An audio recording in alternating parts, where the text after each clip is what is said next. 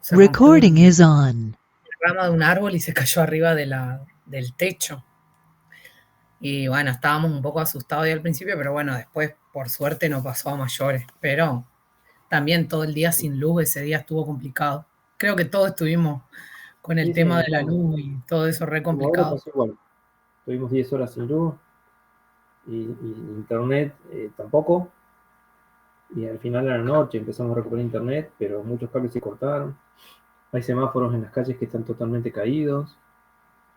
Todavía no se recuperó todo. Creo que en Complicado. Comodoro era peor que en Caleta. Sí, acá llegó a haber ráfagas de 150 kilómetros por hora. Y en la zona petrolera, algunos dicen más de 200. Casi un pequeño huracán. Sí, tremendo, tremendo fue. Yo tengo una Ahora, prima que vive en Comodoro, profe, y me contaba que tremendo lo que fue Comodoro. sí, Bueno, mucho, se porque veían las imágenes igual, por tele, en todos lados salimos. sí, fue. Pero bueno, cada tanto, todos los años aquí acostumbrándose que vamos a tener 1 o 2 episodios así, de vientos intensos, que siempre hubo, pero ahora va a estar más concentrado. Quizá tenga que ver con el cambio climático, no sé. Pero un par de esos por año vamos a tener. Nos sigue faltando gente, ¿eh? Estoy esperando un poquito, pero se tomaron en serio el feriado. O tendrán problema de conexión. Sí, eso puede ser, profe, También puede porque, ser. por Sé ejemplo, que acá en en mi algunos, casa, sí, sé que en algunos sectores de Caleta todavía no hay luz. Así que eso le iba a decirse. No, todavía, Y todavía acá no en hay mi luz, a casa pesar de. va, viene, así estamos medio, más o menos. Está el tema de la luz, sí.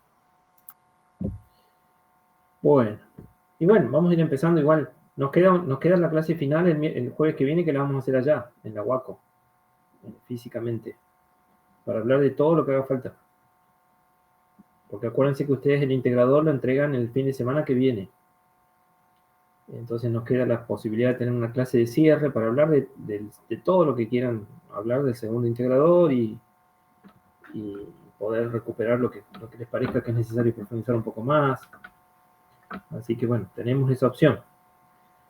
Y hoy, la idea hoy es trabajar el último puntito que nos queda por conversar, que es el punto 8C, que es muy interesante, ha tenido mucho impacto en el pensamiento social, más allá de la sociología incluso, ¿no? Y estamos hablando de las ideas de Michel Foucault y de Gilles Deleuze, que es un autor que sigue las ideas de Foucault. Los dos son franceses, son sociólogos franceses. Y eso tiene que ver con la unidad 6, es la última parte. ¿Sí? Ahí en el programa aparece como las formas, no, la perspectiva sobre el control social y la biopolítica Foucaultiana. Eso es. Después en el programa hay un temita que a lo mejor lo usamos para trabajar la clase que viene como cierre, que no está en el integrador, que habla de cómo han sido vistas nuestras sociedades. Porque acuérdense que en la unidad 6 se llama miradas sociológicas sobre las sociedades actuales. Entonces hay un último punto ahí, que hoy si quieren hacemos una introducción, pero lo podemos hablar bien el jueves, que es las lecturas en torno al extractivismo y las sociedades commodity, que seríamos nosotros un ejemplo de eso, las premisas de la normalidad y su impacto en las sociedades petroleras de la Patagonia. Que eso también tiene que ver con miradas sociológicas sobre las sociedades actuales, ¿no? Pero está enfocado más en nuestro caso particular, la zona petrolera de la cuenca del Golfo San Jorge, Caleta, Comodoro, Truncado de la Sierra. Pero bueno, lo que nos convocaba hoy era básicamente lo de Foucault y Deleuze. ¿Tienen a mano el integrador? Miren el punto C. Ahí hay una serie de conceptos claves que ahora vamos a empezar a conversar un poquito. Uno es control social. Otro es sociedades disciplinarias. ¿Sí? Biopolítica. Otro es sociedades de control. ¿Sí? Biopoder. Son todos conceptos Foucaultianos, creados por Michel Foucault. Son cosas interesantes porque tienen mucha vinculación, o sea, tienen más vinculación que el tema que trabajamos la clase pasada con la cuestión educativa. Esto tiene un impacto muy directo en la cuestión educativa.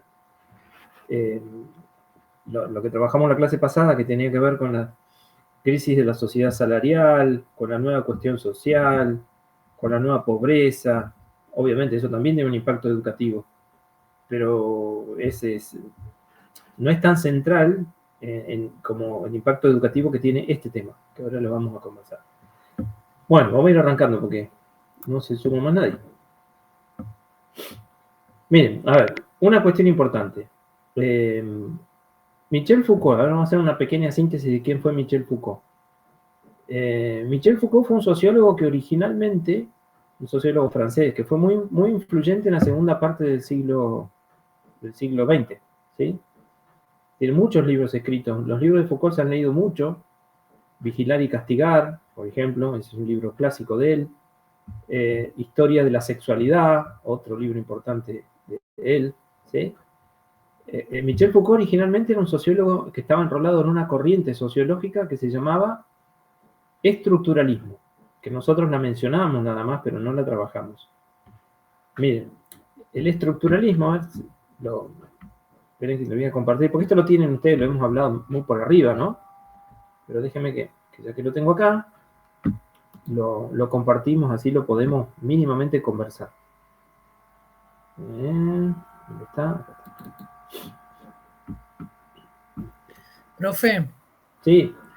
Foucault tuvo mucho que ver ahí con el tema del modelo del panóptico en las cárceles y en las escuelas. O sea, todo el modelo escolar de Foucault fue llevado al colegio como para esto de control, ¿no? El control de los niños, de los presos, bueno, todo eso fue tomado en cuenta. Por eso es su gran importancia en la educación y un montón de otras cosas igual. Eso lo vimos en Pedagogía 1, el cuatrimestre pasado. Ya lo charlamos. Perfecto, mejor. Pero esperen que estoy... ¿Dónde está? Acá. No encontraba el PowerPoint. Esto lo vimos en su momento. Esperen que lo comparto. Así, les quiero comentar algunas cositas un poco de la trayectoria de Foucault. Y usemos esto ya que lo tenemos. ¿Se acuerdan que esto lo vimos en los grandes enfoques teóricos de la sociología? Hablamos de marxismo, que eso es parte del integrador, pero ya lo hemos conversado. Estas son las visiones clásicas, ¿no? Las originales. El positivismo y los conceptos claves que los tienen todos ahí. Y tienen un poco el periodo en que cada corriente estuvo vigente. El funcionalismo, que lo vimos ahí sobre todo con Durkheim. Y ven, acá tienen el estructuralismo. Ahí está Foucault, ¿ven? Dentro del estructuralismo, ese hombre peladito de lentes, ese es Michel Foucault. A ver, el estructuralismo es una corriente sociológica que fundó en realidad una persona que no era sociólogo, era lingüista. Es el primer nombre que tienen en el Power. Saussure se pronuncia. Saussure, se escribe Saussure. Él fue el creador del estructuralismo, ya en 1916, a partir de un texto que escribió. Pero él era un lingüista, analizaba el lenguaje. Entonces, los estructuralistas lo que trataban de buscar en el mundo social eran las estructuras básicas. De ahí viene el nombre, ¿ven? Las estructuras básicas que existían en el mundo social, independientemente de la cultura, de la época de la que estemos hablando. Entonces, los lingüistas decían que los lenguajes tenían unas estructuras básicas, que es lo que hoy llamamos gramática, las reglas del lenguaje. ¿Sí? Y esas estructuras eran como un programa de computación, que iban más allá de los individuos. Y los individuos cuando nacían y se formaban en una sociedad, se les incorporaba ese software en la cabeza, que era ese conocimiento. Pero que ya venía con toda una serie de reglas de significado, ¿ven? De construcción de significado. Como que a través del lenguaje, cada uno de nosotros podemos ver el mundo, ¿no? No es solamente un vehículo de comunicación el lenguaje. Sí, cumple esa función. Pero además, el lenguaje nos permite entender el mundo, porque nosotros al mundo lo entendemos a partir de las palabras que usamos para nombrar las cosas. Y las palabras que usamos existen antes que nosotros tengamos noción de las cosas. A ver, miren, el ejemplo que siempre usaban los estructuralistas es el ejemplo del unicornio. Cuando eso aparece en los textos.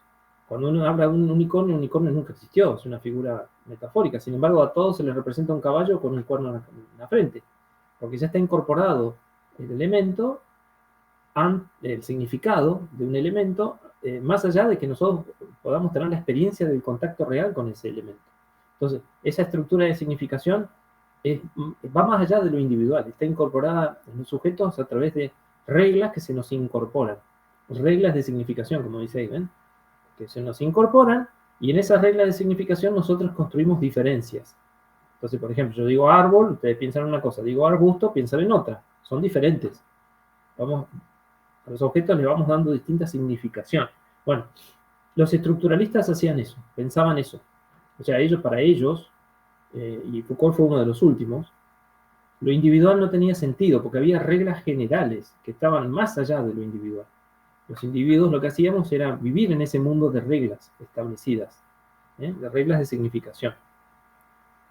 ¿Entienden un poco la idea? Bueno, pero ¿qué pasó?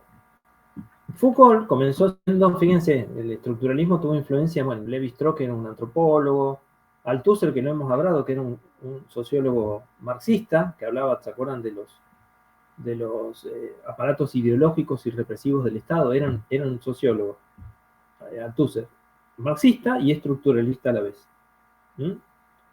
Foucault era contemporáneo de Althusser, eran franceses los dos, pero él no era marxista, Foucault, pero sí comenzó siendo estructuralista.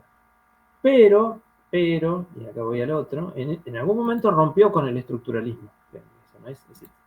Rompió con el estructuralismo, en los años 60, 70 sobre todo, y creó fue uno de los pioneros de una nueva corriente sociológica, de las más actuales, que hoy tiene mucha influencia todavía, que se le suele llamar postestructuralismo, que viene después del estructuralismo. Y bueno, como pensador empezó a cuestionar algunas cosas del estructuralismo previo en la que él se había formado. Entonces, lo que hace, y ahora lo van a ver cuando empecemos a hablar sobre estos temas de la sociedad disciplinaria y todo lo demás, ahí tienen lo que hace Foucault, ahí tienen Foucault como uno de los pioneros, Lacan, Derrida, Deleuze. Ustedes, este tema que vamos a ver hoy tiene que ver con Foucault y tiene que ver con Deleuze, ¿ven? Que son postestructuralistas. Para ellos, los análisis sociales no pueden hacerse separados del tiempo. Eso es el análisis diacrónico. Siempre hay que incorporar la dinámica temporal. Para explicar un fenómeno social, cada fenómeno tiene que estar situado en su contexto temporal. Es clave eso. Los tiempos dicen cosas. Bueno, esto lo que vamos a desarrollar ahora en un ratito es sociedades de vigilancia y control, que es el concepto clave de Foucault y Deleuze, que vamos a ver ahora. También lo que planteaban los sociólogos postestructuralistas es la deconstrucción. ¿Qué es la deconstrucción? Que es un concepto que se usa mucho ahora.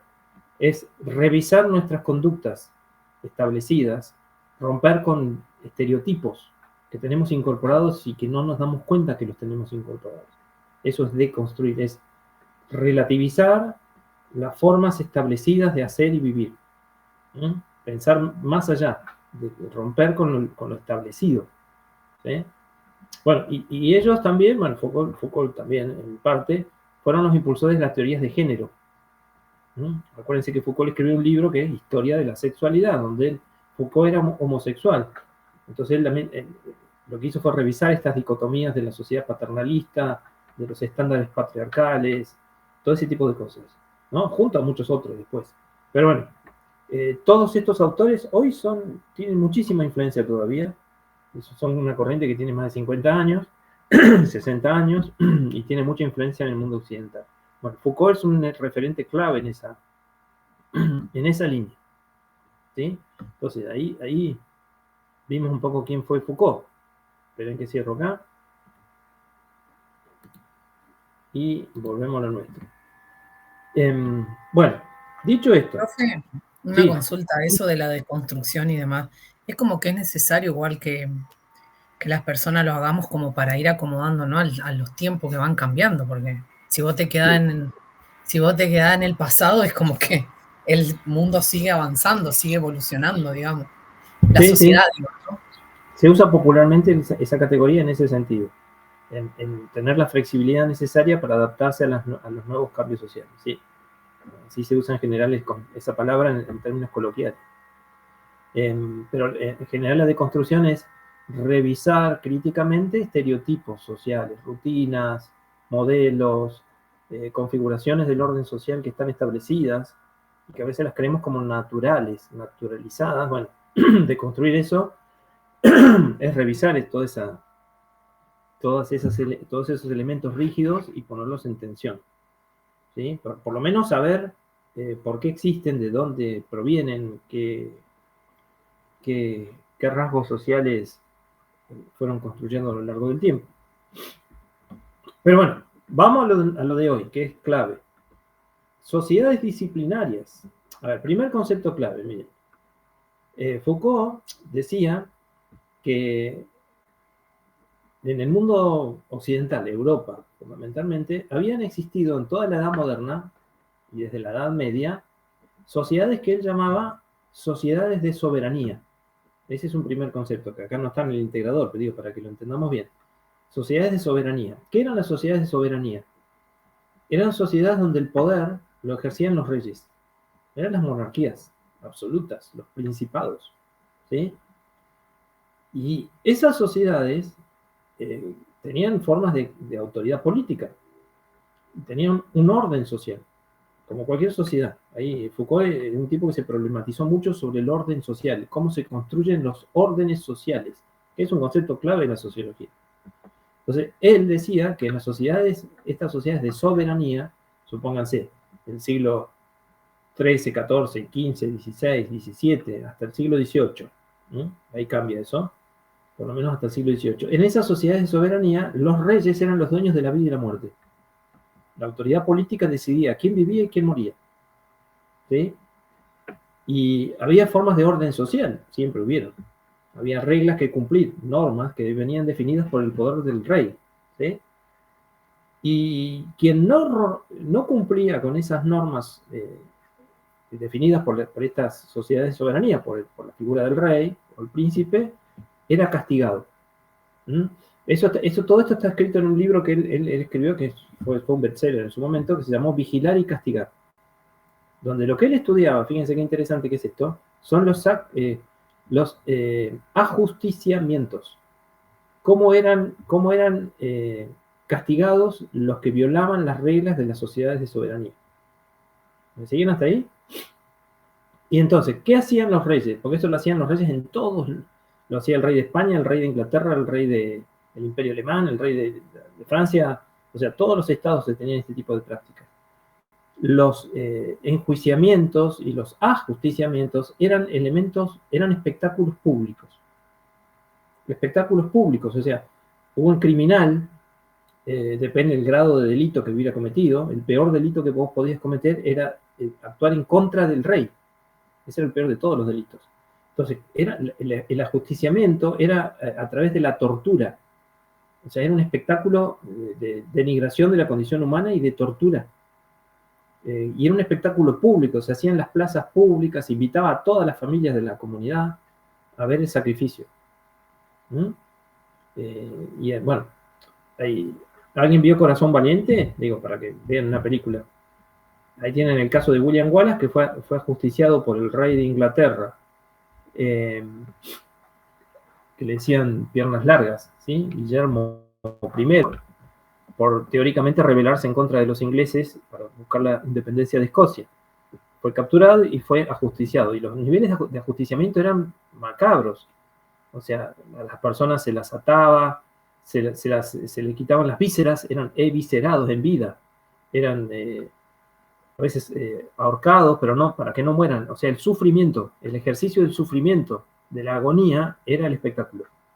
O sea, alguien podía morir, tardar mucho en morir, y sufrir lo inimaginable, y eso era un espectáculo. Esa era la forma de demostrar el poder sobre los cuerpos. Claro, profe, era como decir, viste, si vos no me haces caso, si no cumplís con las reglas, te pasa esto. Sí, sí. Era para establecer el control social a través del temor. Exacto. El temor a violar las reglas. Pero esa era la mecánica de ese tipo de sociedades. Acuérdense, se llaman sociedades de soberanía, así les llama él. Les llama Foucault. Pero a ver, lo importante es esto. Él dice que eso perduró hasta fines del siglo XVIII. Entre fines del siglo XVIII y principios del siglo XIX, con los cambios sociales, políticos que existieron en Europa, la Revolución Francesa, la Revolución Industrial, bueno, la independencia en el caso de Estados Unidos, se empieza a avanzar hacia otro tipo de sociedad. Nosotros a eso, desde el punto de vista socioeconómico, le llamamos sociedades burguesas, ¿sí? Sociedades liberales burguesas. Las anteriores eran las sociedades del antiguo régimen, del régimen monárquico y aristocrático, ¿sí? Que esas serían las sociedades de soberanía. A partir de estos cambios, fin del siglo XVIII, principio del XIX, entramos en un nuevo ciclo histórico de sociedades liberales burguesas. El orden social sigue siendo un eje en esa sociedad. Eso no cambia nunca. Pero lo que cambia son las formas. Y hay un montón de cosas que son muy interesantes. Y eso es lo que él llama sociedades disciplinarias o de vigilancia. ¿Sí? ¿Por qué? Porque ¿qué aparecen ahí? Aparece la vigilancia constante como concepto, ¿sí? Y aparece las instituciones de encierro. Las instituciones de encierro, que son parte de las instituciones disciplinarias, como él las llama, ¿no? Que, a ver, la primera institución disciplinaria, según Foucault, es la familia. Otra institución disciplinaria, estamos hablando del siglo XIX y gran parte del siglo XX, ¿no? Otra institución disciplinaria es el cuartel. Otra institución disciplinaria es la fábrica. ¿Y la iglesia también o no, profe? Es la escuela. Sí, la iglesia históricamente, pero digamos, las novedades son que aparecen nuevas. Bien, bien. O sea, la familia no es que aparece acá, ya existía, pero ya existía. Adquiere un rango específico como sociedad disciplinaria. Ahora, las que son nuevas, y nuevas, realmente nuevas, son la escuela, típica del siglo XIX, la fábrica, típica del siglo XIX, porque es una herencia de la Revolución Industrial, bueno, el cuartel, porque empiezan a aparecer los ejércitos nacionales, y después aparecen las cárceles, como sistema institucional, y los manicomios, otro caso, ¿no?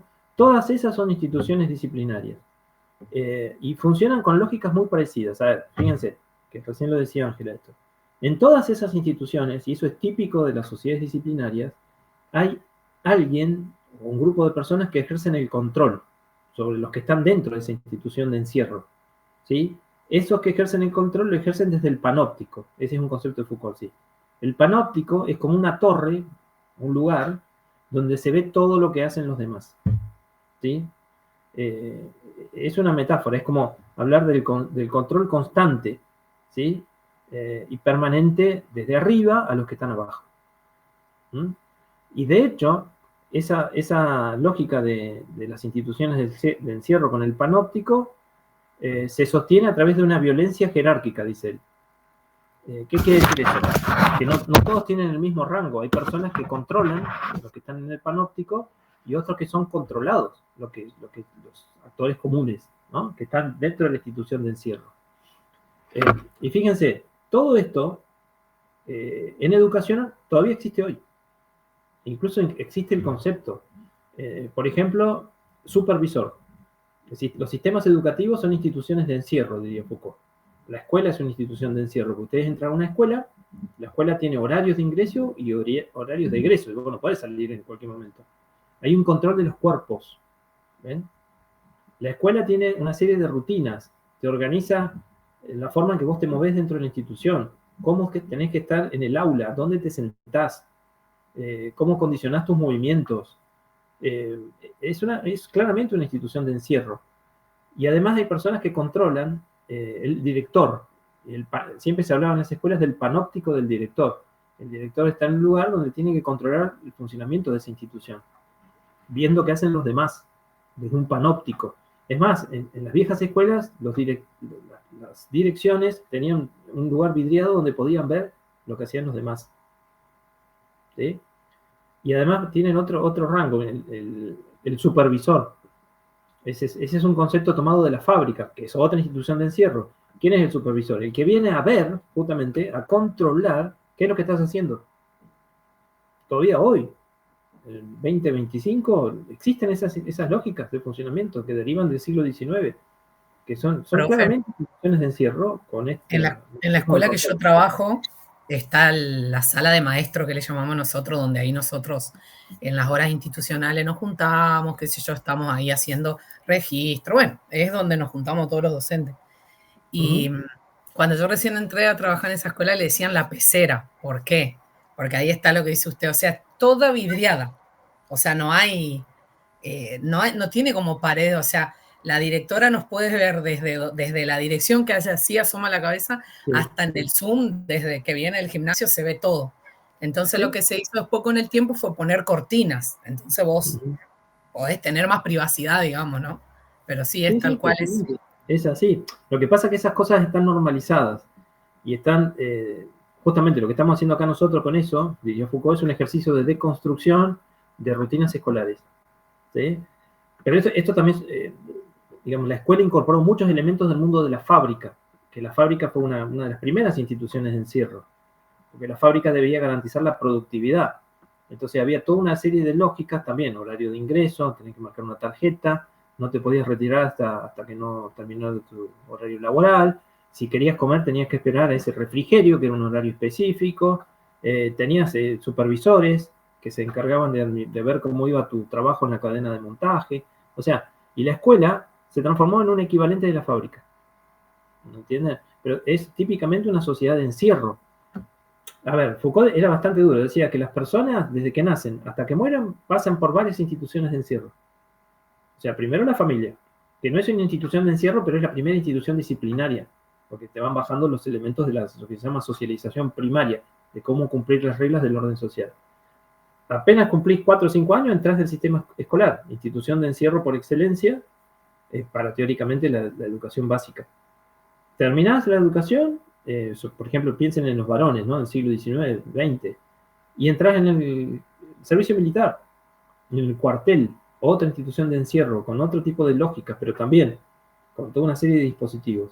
Después salís del servicio militar, pasás a la fábrica, a trabajar en el mundo como obrero, y terminás en el asilo. ¿Ven? O sea, es como que nacés y morís, y toda tu trayectoria vital va atravesando distintos formatos de instituciones de encierro. Eh, Esa es la sociedad disciplinaria o de, o de vigilancia. ¿Sí? Con todas esas son las características más importantes. Y hay una, que acá la tengo para no se me escape, el autocontrol. O sea, en todas esas sociedades, en las sociedades disciplinarias, las instituciones disciplinarias, exigen de vos el autocontrol. Porque a vos te están mirando para ver si vos cumplís o no cumplís con las reglas del sistema. Entonces implica que vos tengas un mecanismo de autocontrol, que te sientes bien, que trabajes en la cadena de montaje que te toca en la fábrica, en los horarios que te toque, que no andes deambulando dentro de la institución. Esos son mecanismos de autocontrol. ¿Sí? Y, miren, esta es una palabra difícil que la van a encontrar ahí en los textos, anatomopolítica. Anatomopolítica, que tiene que ver con cómo se ejerce el poder. El poder se ejerce controlando los cuerpos en la sociedad disciplinaria. Por eso anátomo de anatomía, anatomopolítica. ¿Sí? ¿Qué es lo que plantean la sociedad, las instituciones disciplinarias en estas sociedades disciplinarias? ¿Qué es lo que plantean? Rutinas, donde vos el cuerpo lo vas organizando en función de la repetición, la regularidad, ¿sí? Eh, y te transforman en un individuo dócil, que sos funcional a un sistema. Sos una pieza de un sistema. Bueno, lo de Chaplin, acá pregunta Yamila, sí, lo de Chaplin es eso. Es una fábrica, es más, lo de Chaplin, ¿se acuerdan en tiempos modernos?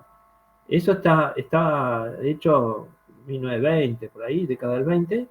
En Estados Unidos, en esos años, ¿sí? Foucault todavía no había escrito esto, pero existió un sistema de control fabril que se llamó eh, el control del tiempo fabril, ¿sí?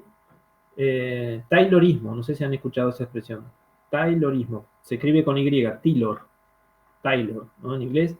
Taylor fue un estadounidense que escribió un libro y se dedicó a dar charlas en Estados Unidos, en muchos lugares, de cómo controlar el tiempo en las fábricas.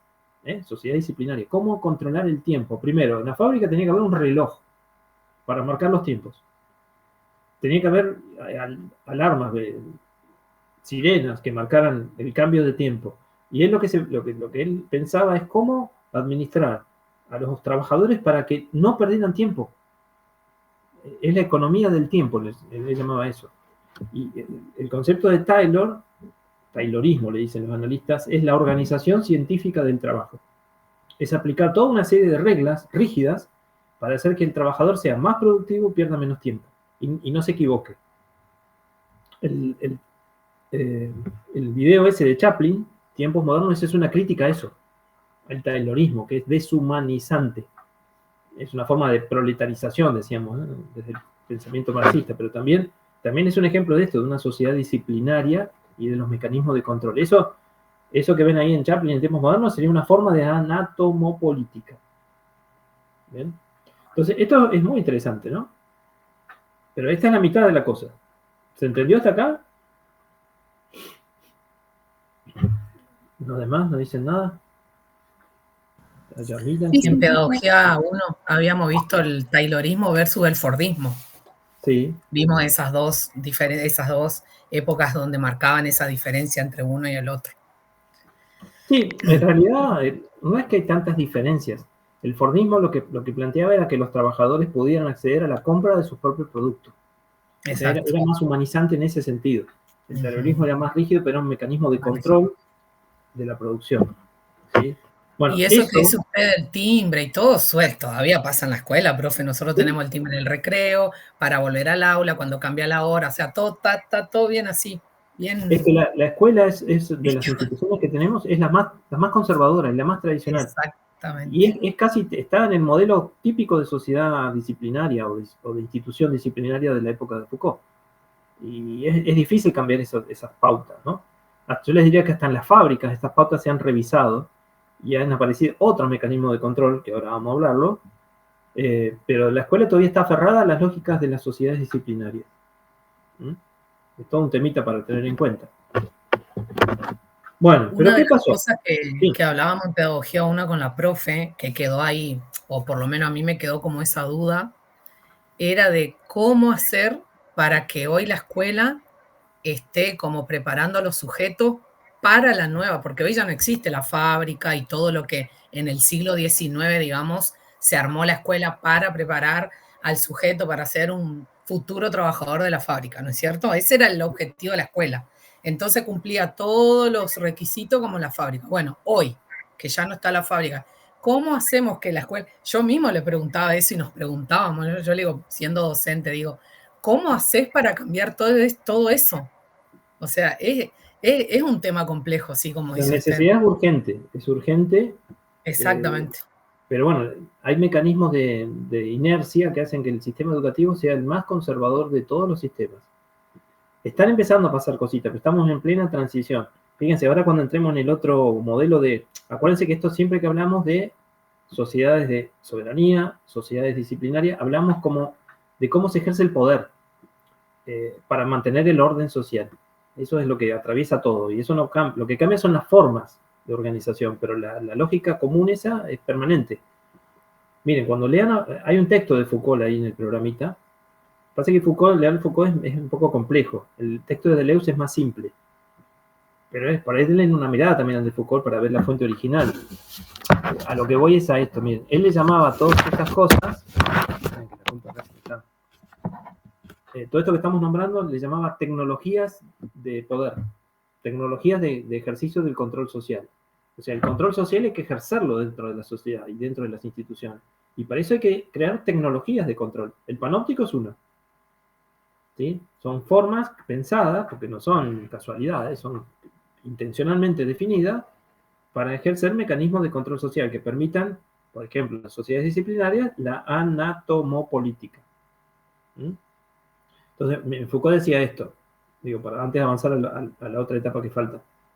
En la época de la modernidad tardía, digamos, de las sociedades disciplinarias del siglo XIX y siglo XX, ya no es necesario el espectáculo público de los ajusticiamientos, como eran en las sociedades previas, en las sociedades de soberanía. Ya no es necesario eso. ¿Por qué? Porque hay una institución creada básicamente en el siglo XIX, que son las cárceles. Entonces, ahora el castigo se ejerce en una institución de vigilancia específica, que antes no tenía tanta importancia. Ahora sí. ¿Sí? Y ahí están los guardiacárceles, en un panóptico, otra vez todo eso, toda esa cuestión. Un sistema una tecnología de control que permite controlar, administrar los cuerpos, la anatomopolítica de manera más eficiente. Entonces el sacrificio ya no es necesario, ese espectáculo de sacrificio que imponga orden social. Porque la cárcel, el castigo en las cárceles impone orden social como sociedad disciplinaria por sí misma. ¿Ven? Pero digamos, el eje siempre sigue siendo el mismo, el orden social. Mantener el orden social. Bueno, ¿y qué es lo que Foucault esto lo sugiere? Porque él falleció y no llegó a desarrollar la idea. Deleuze, que es un seguidor de las ideas de Foucault, la desarrolla justamente eso, tomando un poco algunas de las primeras ideas que había planteado Foucault en torno a esto. Foucault decía que ya por 1970, 1980, estaban entrando en crisis las sociedades disciplinarias. ¿Por qué? Porque se daba la llamada crisis de la modernidad. El mundo estaba cambiando, década del 60, década del 70, del 1900, ¿no? Entonces, al ir modificándose cosas, la tecnología, aparece otras formas de comunicación, la televisión, ¿sí? Después más tarde internet, todo ese tipo de cosas, ya hacía que las sociedades disciplinarias perdieran sentido y las instituciones disciplinarias también perdieran sentido. Entonces hubo que reconfigurar las formas de control social. Esto lo trabaja mucho Deleuze. Y ahí aparece otro tipo de sociedades, que es la que estaríamos viviendo nosotros, que se llaman sociedades de control. Ya no son las sociedades disciplinarias o de vigilancia, sino sociedades de control. Y esas sociedades de control vienen a reemplazar a las sociedades disciplinarias y a las instituciones disciplinarias, la escuela, las cárceles, etc. ¿Sigue existiendo el control social? Sí. ¿Sigue existiendo la idea de mantener el orden social? Sí, eso no cambia, pero lo que cambia son las formas. Porque el control ahora se transforma, fíjense en algunas palabritas, se transforma en un control flexible, al aire libre, ya no en instituciones disciplinarias.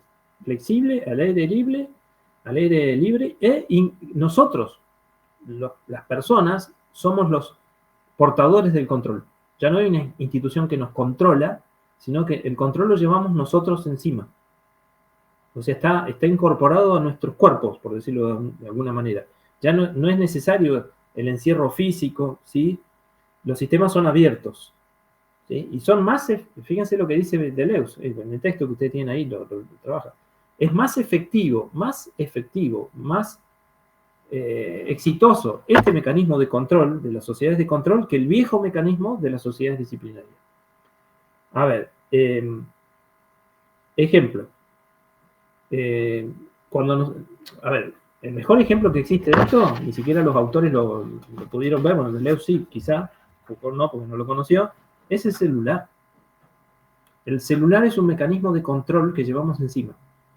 No es una institución que nos controla. Nosotros nos controlamos a través de un dispositivo tecnológico. Es una tecnología de poder, diría Foucault. El celular es una tecnología de poder que hace que estemos todo el tiempo vinculados al celular. El celular nos encierra, ¿sí? Pero no nos encierra en una institución, nos encierra en una serie de mecanismos. Él habla de los códigos. ¿Vieron esto de que uno busca algo en el celular y después el celular nos vuelve a mandar información en códigos numéricos? Porque es un mecanismo automático, lógica binaria se llama, que detecta nuestras preferencias y nuestros gustos en este mundo capitalista. Entonces se nos va reforzando lo que nosotros tenemos y nos van encerrando en una perspectiva. Y entonces eso, en las sociedades de control, se llama autogestión y autovigilancia. El control lo llevamos nosotros. Y lo que dicen autores como Deleuze es que ya no hay un panóptico institucional, lo que hay es un hiperpanóptico. Fíjense qué interesante eso. Hiperpanóptico. No lo vemos, no vamos a ver nadie que nos esté mirando. Porque no vamos a ver un director que esté mirando desde algún lugar de la fábrica arriba lo que hacemos. Nos miran desde otro lado, nos miran. O sea, hoy es posible saber qué hacemos. Cuando andamos por la calle, en cámaras de seguridad. Y además con el celular, ¿vieron? Que eso es dónde estamos, por dónde vamos, con quién nos comunicamos, cuáles son nuestras preferencias, cuáles son nuestros gustos, qué nos gusta, qué nos disgusta. Y ahí aparece algo que es muy, muy importante. El marketing, que eso es un concepto muy de nuestro tiempo, se transforma en un instrumento de control. ¿Sí? Y bueno, y eso no hay escape, o sea, estemos donde estemos, eso nos acompaña. ¿Sí? Bueno, ni hablemos de la IA ahora, profe, o el chat GPT, Bueno, que todo el mundo le pregunta cosas, hasta para, no sé, algo típico de la casa, no sé, lo que sea. Hasta de psicólogo los tienen a la IA, el chat GPT. sí. Bueno, el Deleuze habla de cómo eso modifica las prácticas de curación, la medicina, el teletrabajo. A ver, nosotros creemos, esto nos pasó en la pandemia, me pasó a mí. O sea, yo todo lo que hacía hasta la pandemia era todo presencial. Antes de la pandemia no había otra manera, todo era presencial. Y en la pandemia todo se virtualizó. Entonces uno pensaba que iba a estar mejor, más cómodo, porque iba a estar en la casa. No, digamos, los mecanismos de trabajo se potenciaron. El cibertrabajo es más explotador que el propio trabajo físico en instituciones como la fábrica o como la escuela. ¿Sí? A ver, yo le subí un videíto ahí para que lo vean, que habla de esto también, de YouTube, que compara las sociedades de vigilancia con las sociedades de control. Y las sociedades de control tienen como una especie de imagen de mayor apertura, de mayor libertad, que somos más libres porque no nos controla tanto la institución, pero en realidad es al revés. Nuestros tiempos están administrados, casi nuestra vida cotidiana está totalmente administrada por los dispositivos o las tecnologías de poder. Por ejemplo, el celular. ¿Sí? Bueno, ellos hablan del celular, sobre todo del home banking, de todas las operaciones que se han ido virtualizando. Y todo lo hacemos a través de dispositivos electrónicos. Pero los dispositivos electrónicos administran nuestro tiempo permanentemente. ¿Sí? No distinguen entre tiempos de ocio y tiempos de trabajo. Está todo mezclado. A ver, les doy un ejemplo, pues una pavada. Ahí en el videito aparece. Yo, por ejemplo, yo soy docente a nivel universitario y nivel terciario y a veces también en nivel secundario. Yo también, antes, a ver, 1990, por darles un ejemplo así. 1990 yo trabajaba en la institución, daba clases, trabajaba en lo que tenía que hacer, volvía a mi casa y hasta que no volvía a la institución al otro día, mi tiempo lo manejaba yo. Ahora, no, porque estamos con redes virtuales y nos llega información permanentemente a las 11 de la noche, 12 de la noche, 9 de la noche. Los tiempos ya no tienen límite, los tiempos de trabajo se han desconfigurado y la vinculación tecnológica nos hace más, nos obliga a estar mucho más conectados al sistema que antes. ¿Sí? Bueno, hay un montón de otras cosas, pero esas son las sociedades de control, ¿sí? Que es la paradoja de nuestro tiempo, ¿no? Entonces, fíjense que siguiendo a Foucault primero y a Deleuze después, tenemos entonces estas tres etapas. Sociedades de soberanía hasta el siglo XVIII, sociedades disciplinarias o de vigilancia, sobre todo siglo XIX y XX, y sobre finales del siglo XX, en las últimas décadas del siglo XX hasta ahora, sociedades de control.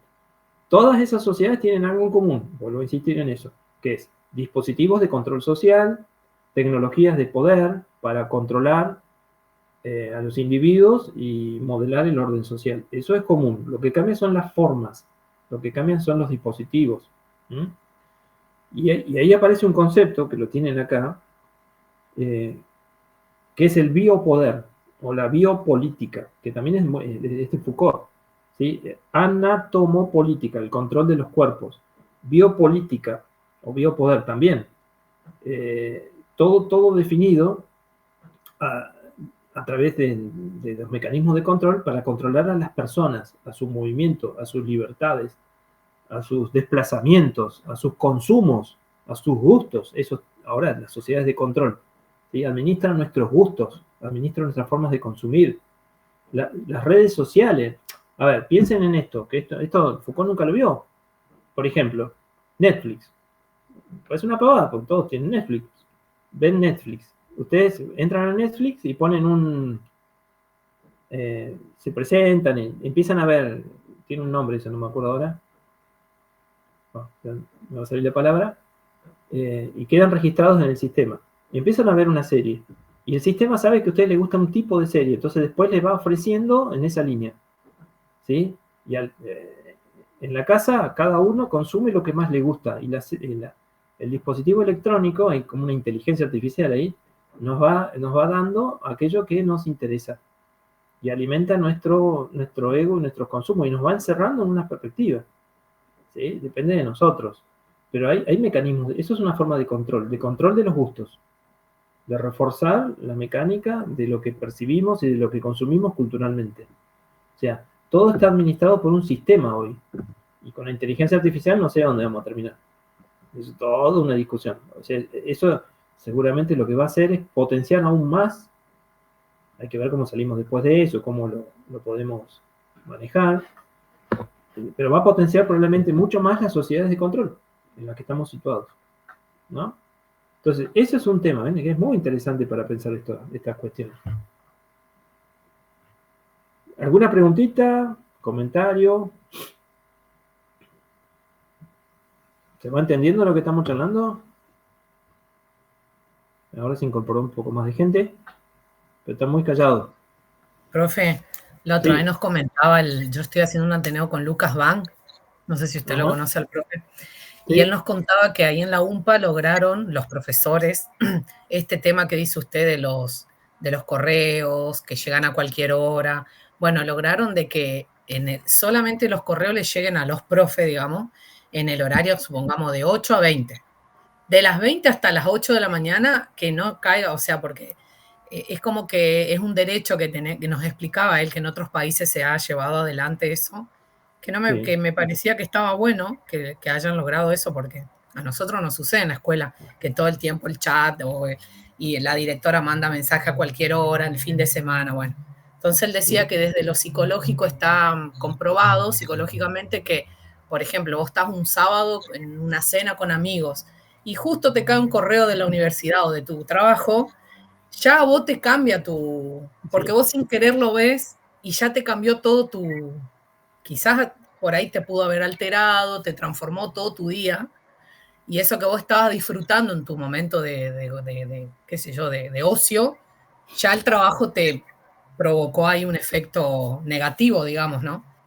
Entonces, bueno, nos contaba él que esa experiencia, ¿no? Que yo lo pensaba, digo, qué bueno estaría hacer eso en todas las escuelas, porque y que al fin lo lograron, que todas las personas de la universidad que les mandaban correos, acuérdense de tal cosa o tal otra, que lo hagan, que puedan programarlo para que ese correo llegue en el horario de trabajo, que les llegue a los profes, digamos. Bueno, mira, Ángela, me hiciste acordar de algo que aparece ahí en los materiales, está nombrado. O sea, hay un montón de cosas para ver, ¿no? Si uno entra a mirar esto en profundidad, es un mundo de análisis, pero mira, algo de Argentina, algo que se está discutiendo hoy en Argentina que tiene que ver con estos procesos. Acuérdense, las fábricas tradicionalmente estaban ligadas a la sociedad disciplinaria, eran instituciones disciplinarias de vigilancia, ¿no? Entonces había toda una serie de mecanismos de cómo organizar el trabajo.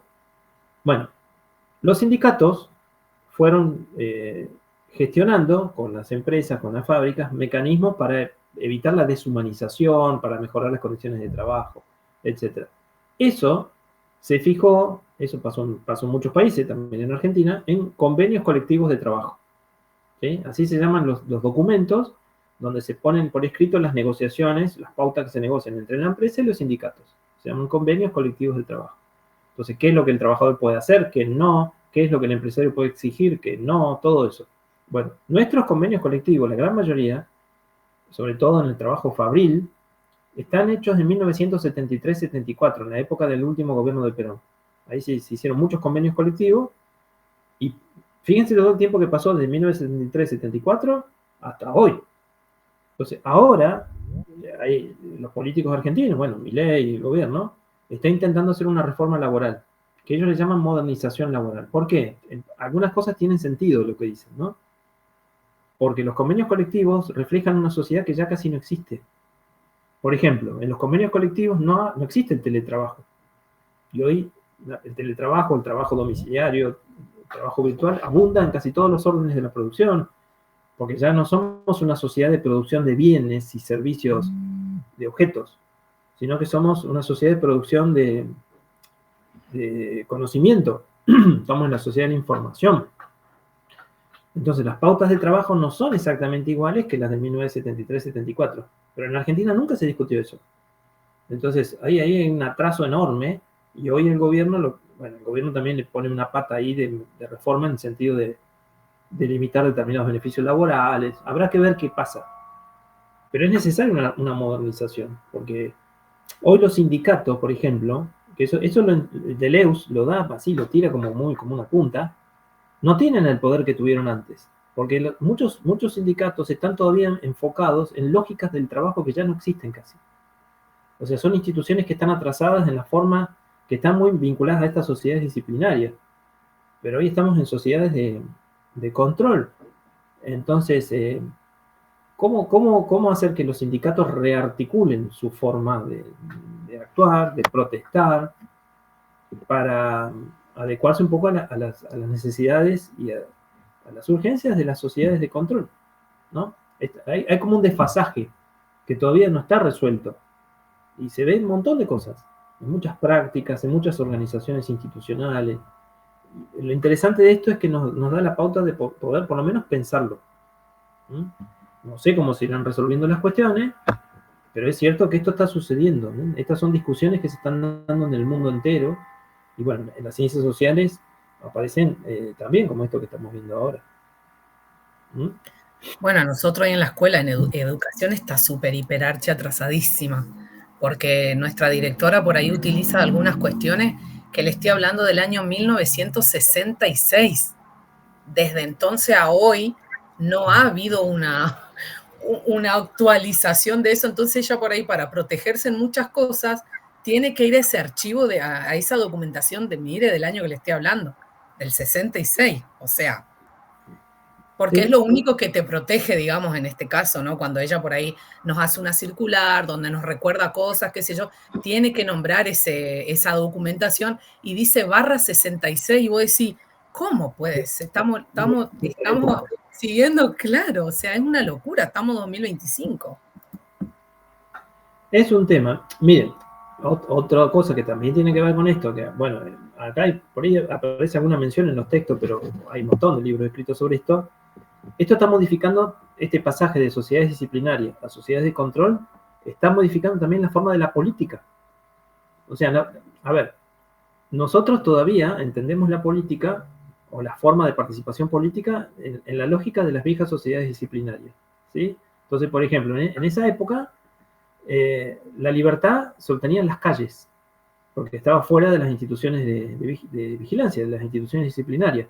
O sea, había un lema, que eso está muy vinculado, por ejemplo, en Argentina con el peronismo. Pero el peronismo histórico, el de Perón, que Perón murió en 1974, que era: el que controla las calles controla el poder. ¿Sí? Pues eso no existe más. Hoy vos podés controlar las calles y no vas a controlar el poder. Milei nunca salió a las calles y ganó elecciones 2 veces. ¿Por qué es lo que controla Milei? Las redes sociales. El poder ya no está en las calles. Vos podés poner 100.000 personas en las calles y eso no te genera nada. Porque es una lógica política de otra etapa, donde las plazas, los lugares públicos, eran el eje del poder popular, por decirlo de algún modo, ¿no? Típico del siglo XX, siglo XIX, XX, de la Revolución Francesa también antes. Hoy estamos en otra etapa. Entonces, el poder no se ejerce, como sociedades de control que hacemos, el poder no se ejerce en las calles, no se ejerce en instituciones, se ejerce en redes, se ejerce en control de dispositivos tecnológicos de poder, el celular, las redes sociales, ¿entienden? Pero eso está sucediendo ahora. Entonces, hay autores que hoy hablan de la videopolítica. Estamos en un ciclo, una etapa donde lo que predomina, y eso pasa en todos los países del mundo occidental prácticamente, la lucha política se ejerce en el hiperespacio, no en la calle, y tampoco en las instituciones. ¿Ven? Eso también se está modificando. Bueno, eso hay que tenerlo en cuenta, hay que entenderlo. porque si no, es como que tenemos respuestas para épocas que ya no son las de hoy. Y entonces no vamos a ser efectivos en nuestras conductas. Digo, para un político que quiere ganar elecciones.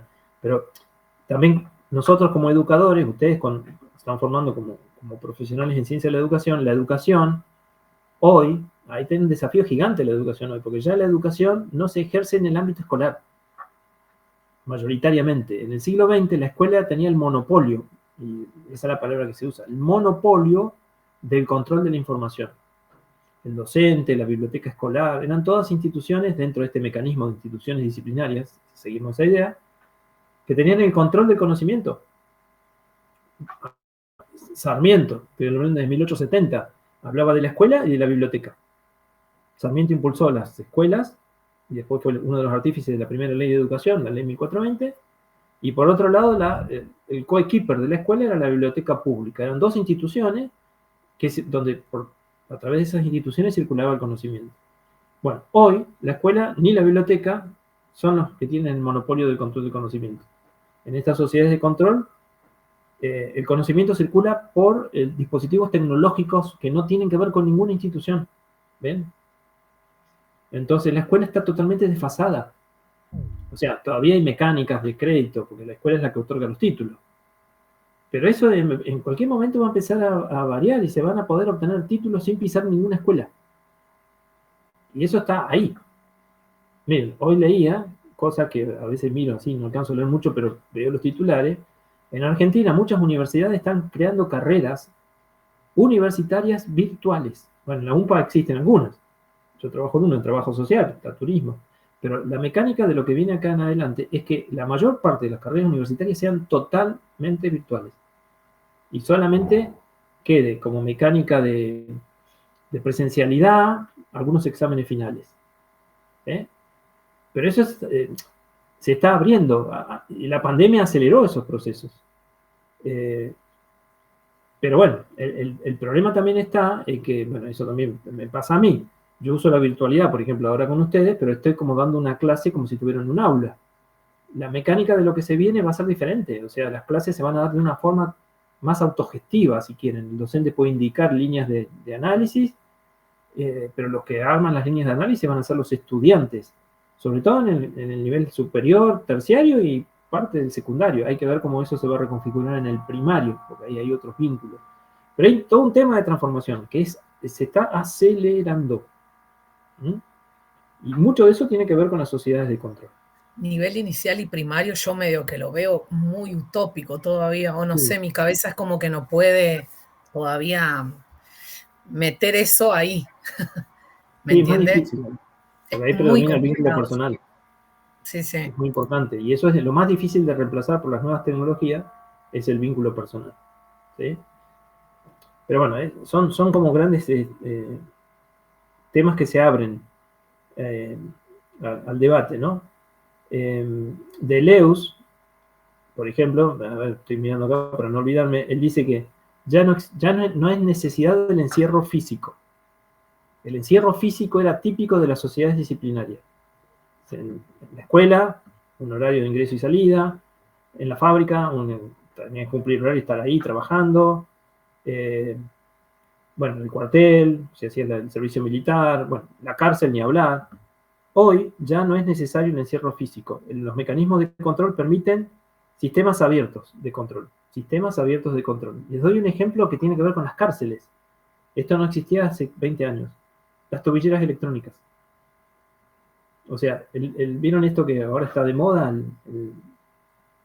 La prisión domiciliaria con tobilleras electrónicas. Eso es esto. O sea, vos estás preso, pero ya no vas a la cárcel.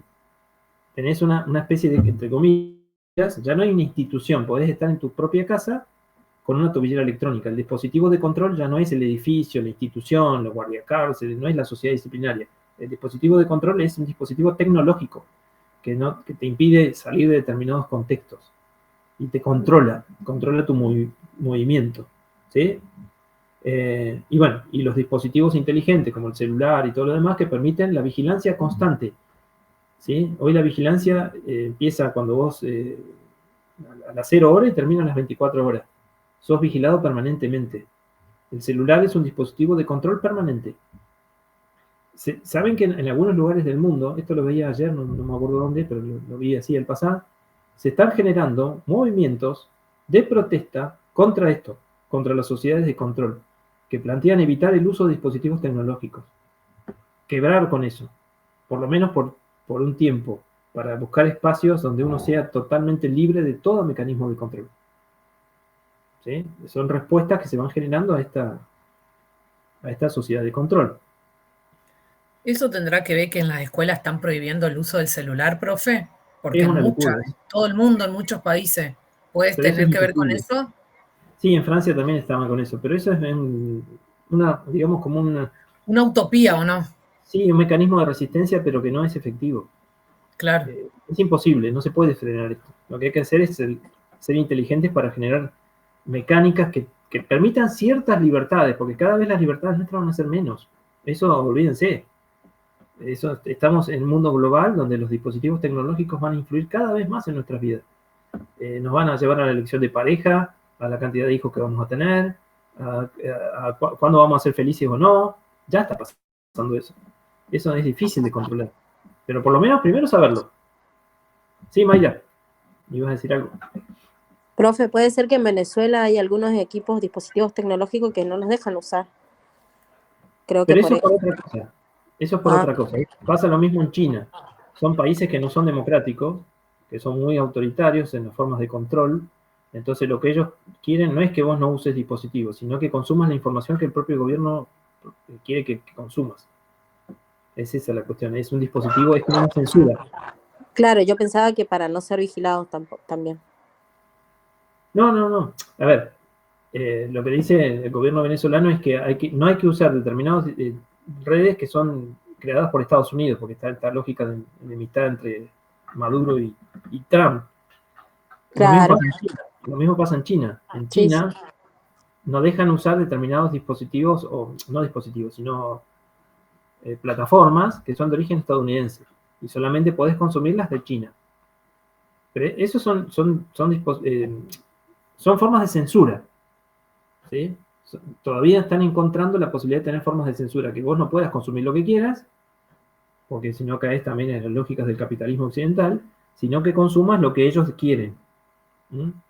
Antes los gobiernos militares en Argentina hacían eso, pero la censura era quemar libros y prohibirte que leas libros.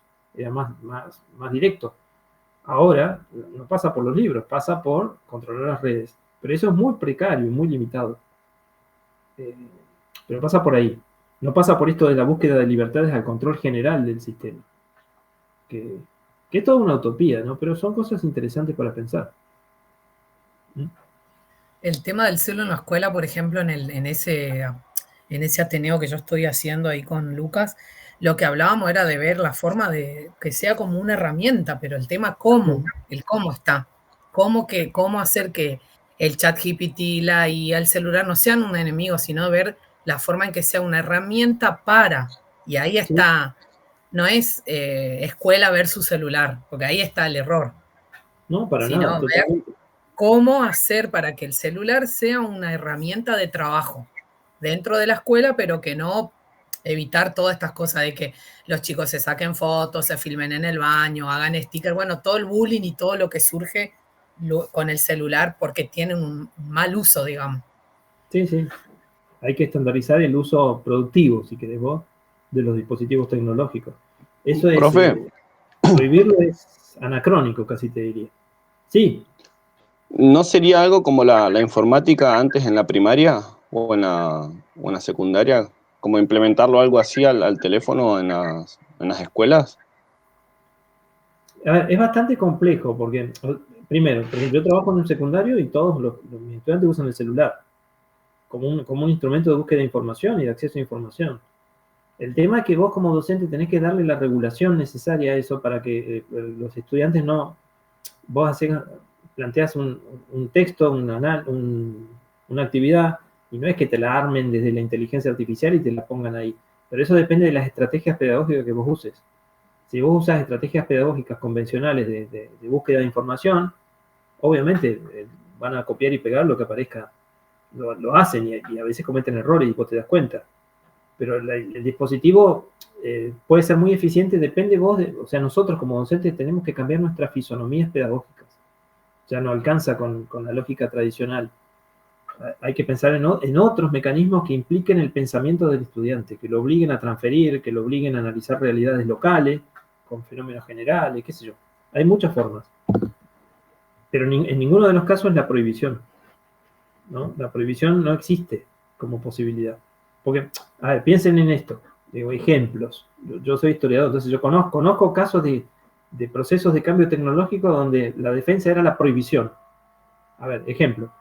Cuando vino la Revolución Industrial en Inglaterra, allá por 1800, ¿qué pasó? Se crearon un grupo de gente, de gente del pueblo, trabajadores, que se llamaban ludistas, que seguían a un tipo que se llamaba Ned Ludd. ¿Qué es lo que hacían? Rompían las máquinas. Porque ellos decían, las máquinas nos van a sacar del trabajo, entonces vamos a destruir las máquinas. ¿Y qué pasó con Ned Ludd? Nada.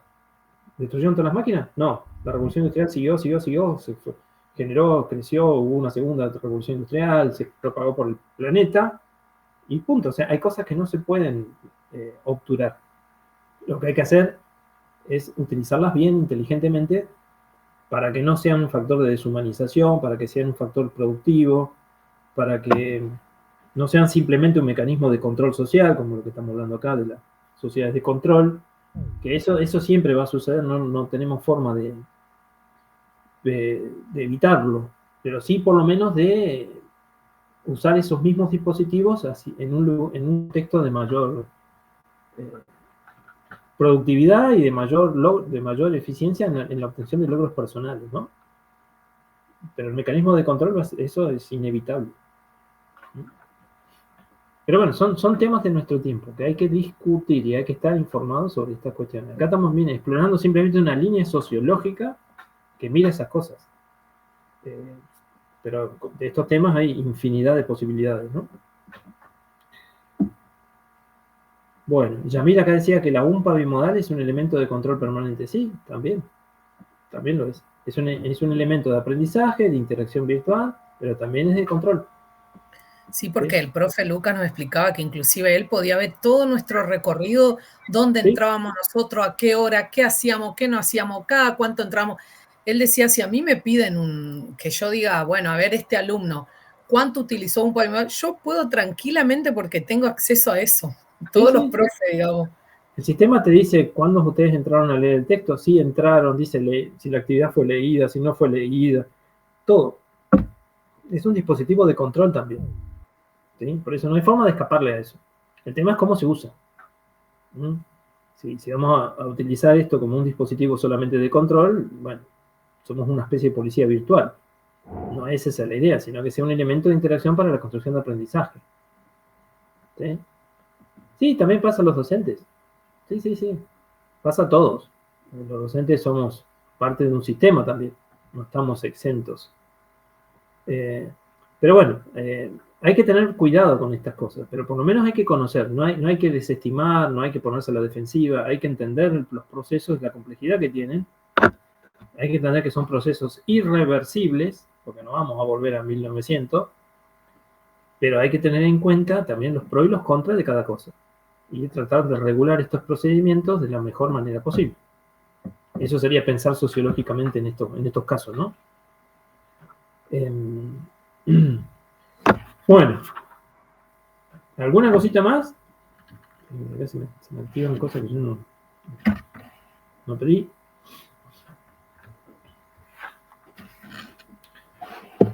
Acuérdense que la idea, entonces, esto es lo único que nos faltaba cerrar, un poquito más, es el jueves que viene, tener la última clase ya en la UACO. Yo voy a pedir un aula para que estemos cómodos y vamos a hablar de lo que quieran, de todo lo que tenga que ver con el segundo integrador. Pero acuérdense, no dejen todo para último momento, porque siempre cuesta.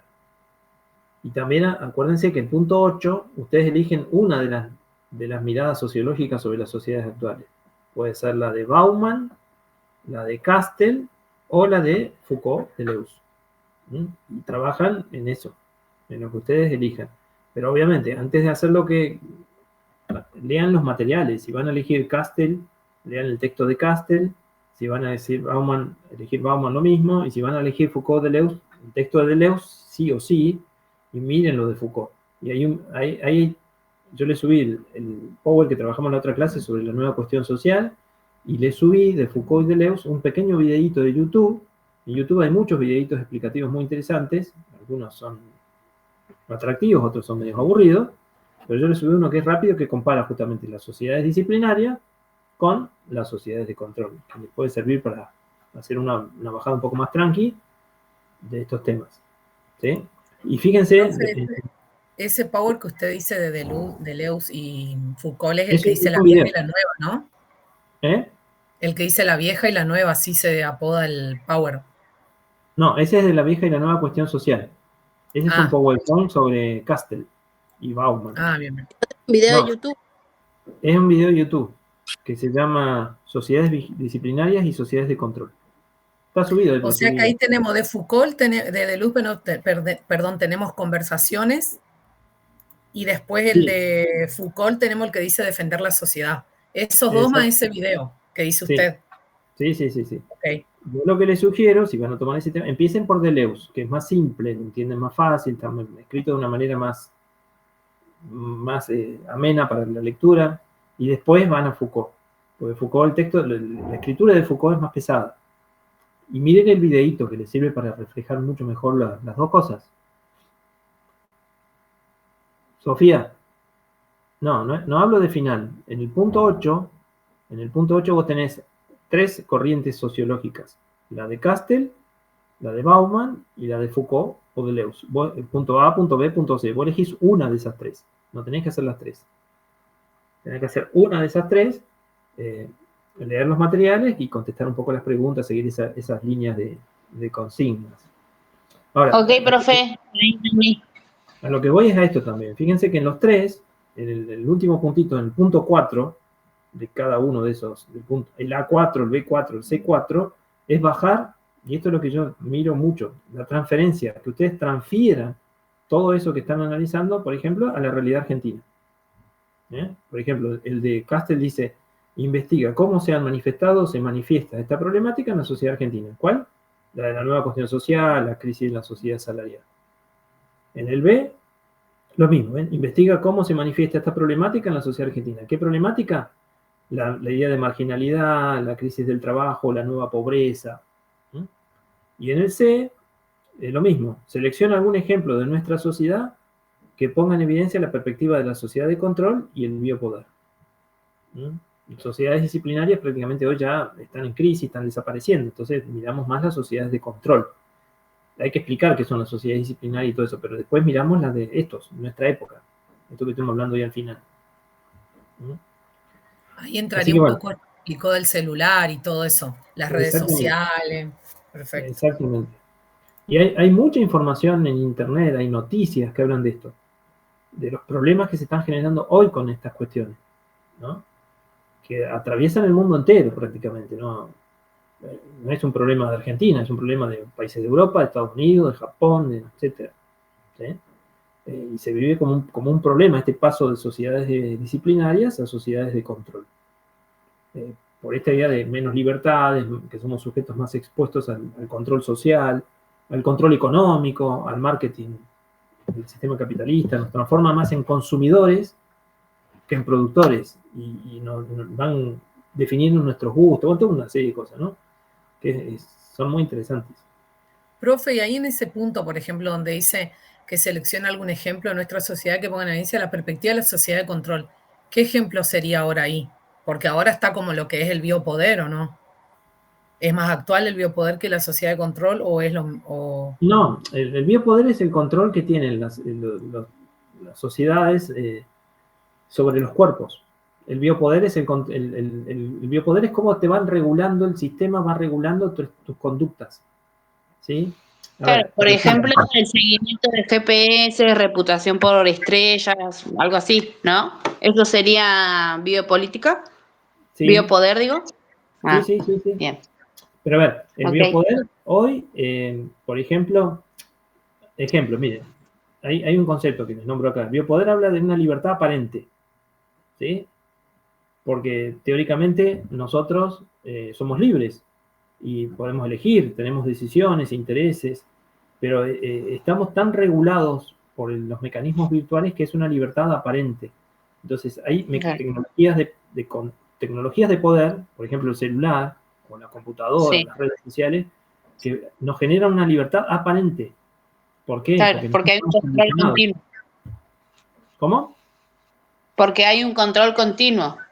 Porque hay un control continuo, porque los sistemas detectan nuestros gustos, nuestras preferencias, y nos van orientando y nos van... las grandes empresas trabajan así, Mercado Libre trabaja así, por ejemplo, todas estas que se compran ahora virtuales, que tienen un montón de nombres, Temu, creo que es una, Mercado Libre, algunos son China, otras son... Bueno, Mercado Libre es nuestro, Argentina, en Uruguay. Shane, Temu, todo eso. Amazon, bueno, etcétera. O sea, todos los países están trabajando en eso, ¿eh? Y es una libertad aparente, porque entonces dicen, qué piola, puedo elegir lo que quiera. No elegimos lo que queremos.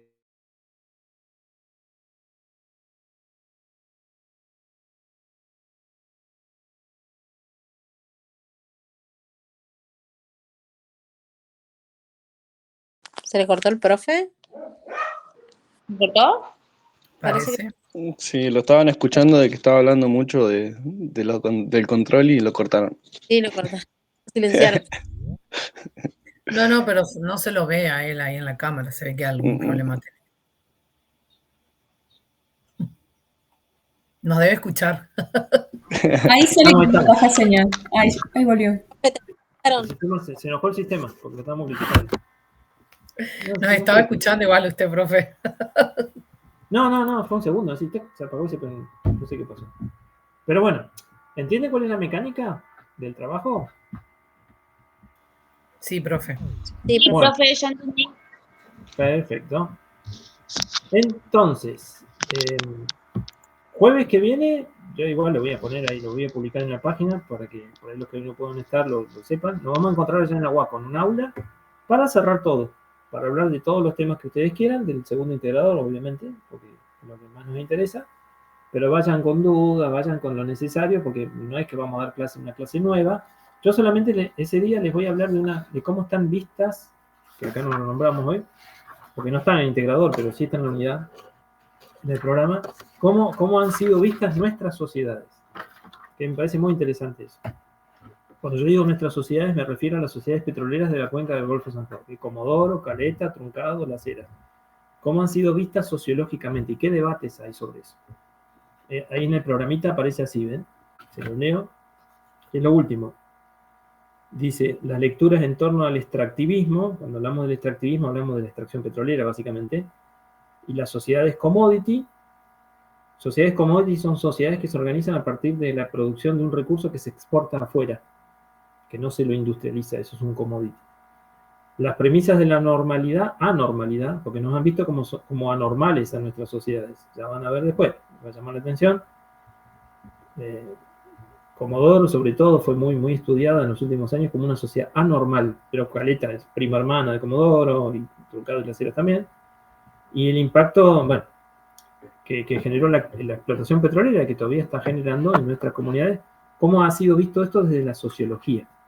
En Argentina, yo soy sociólogo argentino, entonces vamos a charlar un poquito sobre eso, y después revisar todo lo que quieran de las dudas que tengan para el integrador. Eso vamos a hacer el jueves que viene. 3:30. Ahí podemos llevar dudas, ¿no? Que tengamos Sí. que nos Eso queden quiero ahí. que hagan.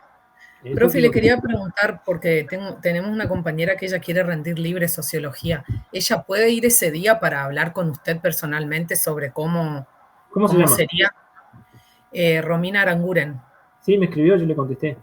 Ah, bien, porque ella me había pedido su correo y yo se lo pasé, entonces, porque ella quería saber eso, si ella podía ir el jueves para... Bueno, Sí, pero sí. si ya se comunicó, está perfecto. Ayer le respondí. Que vaya, sí, que vaya. La sumamos al aula y después al final charlo para dejarle claro cómo es el mecanismo, ¿no? Sí. ¿Quién era? Profe, yo tengo una duda porque estuve viendo las fechas de exámenes y nosotros nos tenemos que anotar al final de sociología, ¿no? Y depende cómo les vaya cuando cerremos la materia. Si tienen la promoción. Lo que pasa, a ver, hay un temita con esto. Eso por ahí si querés lo charlamos el jueves. En la UMPA hay algo muy particular, que es esto. Por ejemplo, los que tengan la promoción, no existe la promoción directa. No me pregunten por qué, porque en la San Juan Bosco sí existe. En la UMPA no existe. Entonces, ustedes tienen promociones y después se tienen que anotar en las mesas y yo les paso la nota, no rinden. No.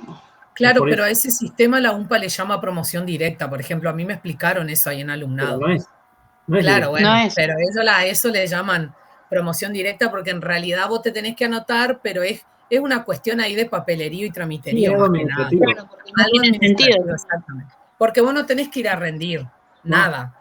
No, voy yo y le Eso paso es. la nota, le llevo la nota en la Exacto. empresa y se la paso ahí. Si tienen la promoción Ok. es así. Sí, Ahora, porque ellos tienen Bueno, que labrar actas, no sé qué me explicaban la otra vez ellos. si quieren eso lo charlamos el jueves, vemos ahí cuándo son las fechas de sí, bueno, examen. mejor. Sí, sí. Pero, ¿sí? ¿El periodo de inscripción ya está abierto? No, el 3. Ah, todavía no. No, entonces lo Del 3 charlamos al tranquilo. 5 de diciembre. Lo charlamos el jueves bien, no hay problema. Ok, Así nos profe. organizamos. Bueno, gente, entonces dejamos por acá, no les quiero sacar el feriado, a los que viven en Caleta sobre todo. Y bueno, nos encontramos el jueves que viene. Vayan viendo todo, no lo dejen para el último día. Ya saben cómo es esto. Sí, sí, Y sí. nos Bueno, encontramos profe, bien. muchas Sí, gracias. profe. 15:30 Gracias, profe. Que en la UAP. descansen. Nos Buen vemos, fin gente. de... Igualmente, descansen un poquito también. Es difícil, pero hay que hacerlo a Chao, veces. chao. Complicado.